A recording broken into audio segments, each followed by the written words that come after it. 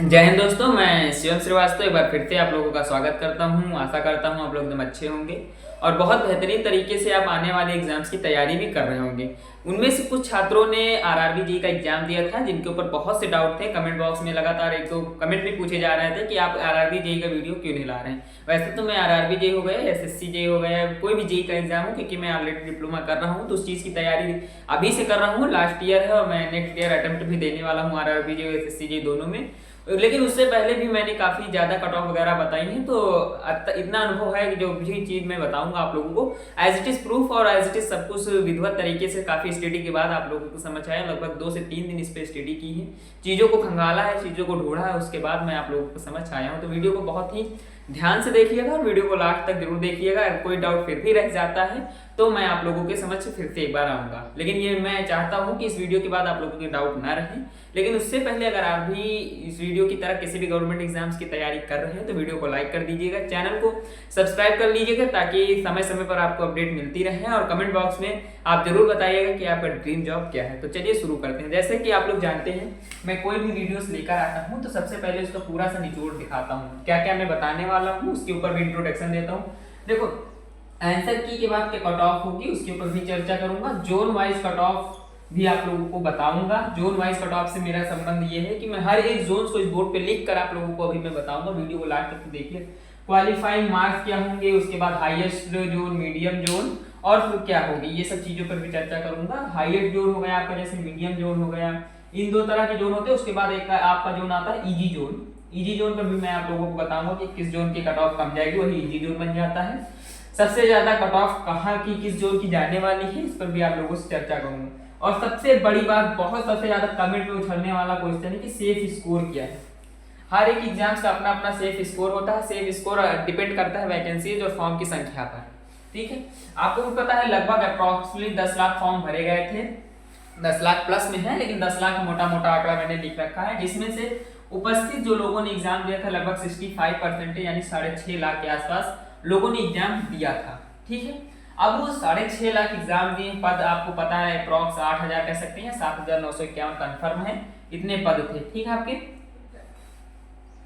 पद के हिसाब से अगर मैं आप लोगों से बात करूं तो यहाँ पर जो है qualifying in CBT first, qualifying CBT first में 1,19,000 मतलब 1,19,265 लोग ही क्वालिफाइंग करेंगे, क्योंकि पद का जो है लगभग 10 से 15 गुना, 15 से 18 गुना ही पद जो है सीबीटी फर्स्ट को क्रैक करता है। वो तो कंफर्म है, इससे ज्यादा नहीं उठाया जाएगा।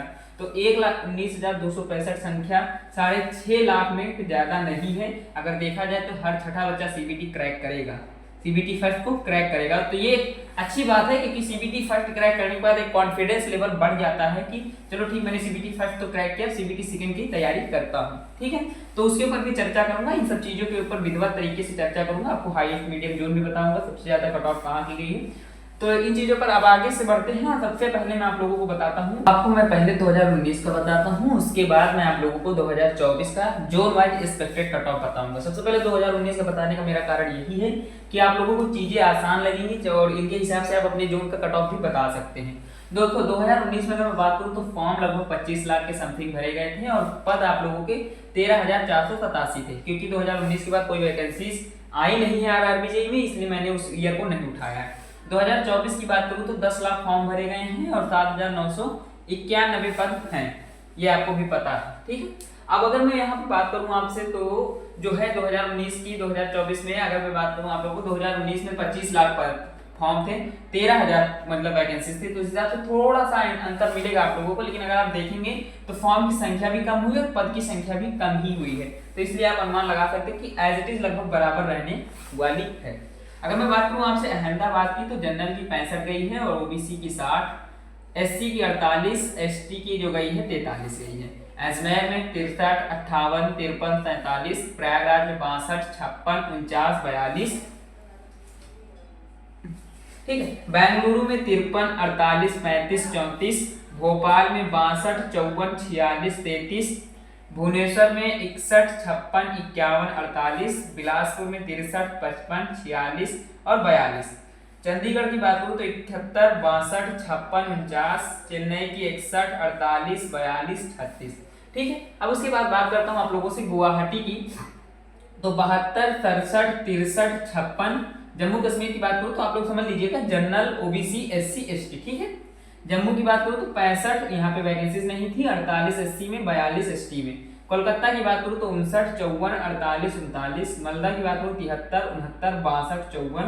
मुंबई की 63, 55, 44, 37। मुजफ्फरपुर की 74, 69, 63, 55। पटना की अगर मैं बात करूँ आप लोगों से तो 69, 79, 76, 69 और 58, ठीक है। आप लोगों को समझ में आ ही गया होगा। रांची बचा है आप लोगों का, रांची में जनरल का गया था 75, ओबीसी का 69, एससी का 62, एसटी का 56। सिकंदराबाद में general 68, OBC 61, SC 54, ST 43। Siliguri 69, 59, 54, 48। Thiruvananthapuram में 52, फिर 46, फिर 38 और 30। तो ये जो था जोन वाइज कट ऑफ जो था आप लोगों का 2019 का। अब इसी के बेसिस पे मैंने जो है कट ऑफ तैयार की। कट ऑफ मैंने ऐसे नहीं तैयार की, पोल स्टार्ट किया था मैंने। पोल में लगभग 10,000 बच्चों ने अपना कमेंट किया था और कमेंट में उन्होंने बताया था कि जो कट ऑफ है, उनके बताए गए अनुसार के बाद मैंने महासर्वे का डाटा निकाला है, ठीक है। उस महासर्वे के डाटा के बाद आप लोगों को मैं कट ऑफ दे रहा हूं। तो ये चीज आप कंफर्म कर लीजिएगा कि कोई भी कट ऑफ ऐसी नहीं होगी जो कि ये होगी कि 10-12 नंबर का अंतर होगा। हाँ, -2 या +2 का ही अंतर आपको देखने को मिलेगा, बाकी एज इट इज होगा। अगर आपको नहीं विश्वास है तो आप जाइए मेरे चैनल पे एसएससी जीडी का देखिए, एसएससी जीडी के बाद एसएससी एमटीएस का भी देख सकते हैं, और अभी मैंने बीपीएससी का भी कट ऑफ आप लोगों के लिए बताया था, तो उसका भी आप जाकर देख सकते हैं। तो अब आप लोगों को बताता हूँ 2024 का एक्सपेक्टेड कट ऑफ। आप लोगों को एक एक करके सभी चीज का बताता हूँ, और चीजों को आसान बनाने के लिए मैं आप लोगों के सामने ही लिखूंगा, लिख कर नहीं आया हूँ, ठीक। अगर मैं बात करूँ अहमदाबाद, तो अहमदाबाद आप लोगों का 60 से 63 रहने वाला है। सिर्फ जनरल की बताऊंगा, बाकी एरियाज मतलब कि बाकी कैटेगरी का भी नहीं बताऊंगा आप लोगों को। बाकी कैटेगरी का जब डाटा आएगा मेरे पास फिर उसको एनालिसिस करूंगा, उसके बाद ही बताऊंगा, ठीक है। अजमेर का जो जाने वाला है वो 65 से 70 के बीच में होने वाला है। उसके बाद आता है प्रयागराज, प्रयागराज का 65 से 68। उसके बाद आप लोगों का बेंगलुरु आता है, बेंगलुरु जो जाएगा 55 से 60। उसके बाद भोपाल, भोपाल जो जाएगा 65 से 68, ठीक है। भोपाल के बाद आप लोगों का आता है भुवनेश्वर जो 60 से 65 जाएगा। फिर आएगा आप लोगों का बिलासपुर 58 से 62। बिलासपुर के बाद आपका आता है चंडीगढ़, ठीक है। चंडीगढ़ का जो जाएगा वो जाएगा 65 से 70। चेन्नई की अगर मैं बात करूं आप लोगों से तो 55 से 60 चेन्नई का स्कोर देखने को मिलेगा। ये सिर्फ और सिर्फ जनरल की मैं फिर बताता हूं, अभी अदर कैटेगरी का डाटा प्रोवाइड नहीं हुआ है। जिस दिन अदर कैटेगरी का डाटा प्रोवाइड होगा या तो व्हाट्सएप पे डाल दूंगा या फिर से मैं आप लोगों को कैटेगरी वाइज बताता चलूंगा, ठीक है। गुवाहाटी की बात करूं अगर मैं आप लोगों से गुवाहाटी की, तो गुवाहाटी में 65 से 70 के बीच में आपको कट ऑफ देखने को मिलेगी। उसके बाद जम्मू की अगर मैं बात करूं तो 65 से 70 जम्मू भी रहने वाली है। उसके बाद आप लोगों को 60 से 65 कोलकाता की देखने को मिलेगी। मालदा की अगर मैं बात करूं तो 60 से 65 मालदा की भी देखने को मिल सकती है आप लोगों को। अब आप कहेंगे एज इट इज आप लिख रहे हैं, एज इट इज लिख रहे हैं, तो इनके वैकेंसीज भी लगभग एज इट इज है। अभी मैं आप लोगों को वैकेंसीज का डाटा भी दिखाऊंगा स्क्रीन पर, क्योंकि वैकेंसीज इस पे बताने में थोड़ा बहुत ज्यादा टाइम लग जाएगा, इसलिए मैं इस पे नहीं बता रहा हूँ, लास्ट में भी मैं स्क्रीन पे बताऊंगा। मुंबई की बात करूँ तो 60 से 65, 55 से 60 मुजफ्फरपुर, ठीक है। मुजफ्फरपुर की 55 से 60 रहने वाली है। उसके बाद आपका पटना आता है, पटना 65 से 70। पटना के बाद आपका रांची आने वाला है, रांची 60 से 65, ठीक है, 60 से 65। अब उसके बाद आता है सिकंदराबाद, तो 55 से 60 जाने वाला है। सिलीगुड़ी की अगर मैं बात करूं तो 65 से 70 यहाँ का भी स्कोर देखने को मिलेगा आप लोगों को। उसके बाद आप लोगों का आता है तिरुवनंतपुरम जो कि 50 से 55 होने वाला है, ठीक है।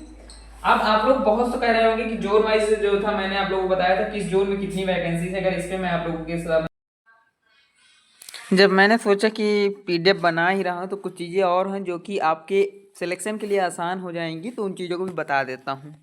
सबसे पहले मैं बताता हूँ इस जोन वाइज जो एवरेज मार्क जाएगा वो कितना जाएगा, ये चीज़ों पर बताता हूँ। पटना का जो एवरेज मार्क जाएगा वो 56 नंबर जाएगा, क्योंकि वहाँ पे टोटल स्टूडेंट 668 है।